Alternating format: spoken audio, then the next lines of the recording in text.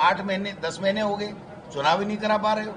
जब भारत के संविधान में ये बात है, कानून है, भारत सरकार का कानून है, राज्य सरकार का कानून है कि 5 साल के अंदर पंचायती राज के चुनाव और नगर निकाय के चुनाव अनिवार्य रूप से कराए जाए।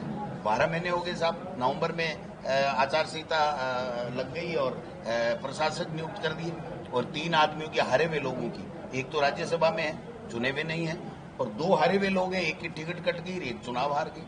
वो लोग सीएमओ में बैठ करके, ओटीएस में बैठ करके लोगों को धमकाते हैं, अधिकारियों को धमकाते हैं, कलेक्टरों को धमकाते हैं, और जब कलेक्टरों से हम बात करते हैं तो ये कहते हैं कि साहब राजेंद्र जी राठौड़ साहब का फोन आ गया, हमारे लिए तो इस परिसीमन के लिए वही मुख्यमंत्री है, और मुख्यमंत्री कार्यालय में बैठ करके वो मुख्यमंत्री को कहते हैं कि हमारी मर्जी है जैसे करेंगे। तो ये तमाशा जो बना रखा है, ये संविधान की हत्या नहीं है तो क्या है, आप बताइए। ये लिखा हुआ है कानून में कहीं कि हारे हुए लोग तय करेंगे, कलेक्टरों को फोन करके।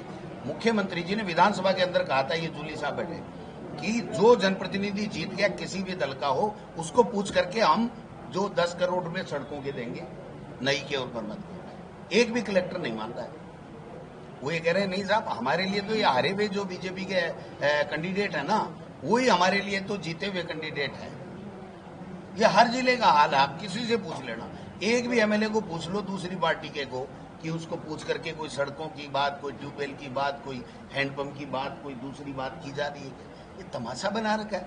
मुख्यमंत्री का एक बयान सदन में दिया हुआ, अगर वो पालना नहीं होती है तो हम विशेषाधिकार हनन मुख्यमंत्री के खिलाफ, आदरणीय जूली साहब से मैं पार्टी की तरफ से रिक्वेस्ट करूंगा कि जब सदन आए तो उनके खिलाफ विशेषाधिकार हनन लाया जाए। कि जब एक मुख्यमंत्री खड़ा होकर ये कहता, 3 बार कहता, इन्होंने बार बार पूछा तो कहा हाँ आप दीजिए, चुने हुए जनप्रतिनिधियों को पूछ करके हम सड़कें देंगे, ट्यूबवेल देंगे, टंकी देंगे। आज कोई पूछने वाला ही नहीं है। कोई कलेक्टर कह रहे हारे हुए लाओ, चाहे 5 बार हार गया तो भी कहे उसी के लिए आओ, वही है हमारा तो मालिक।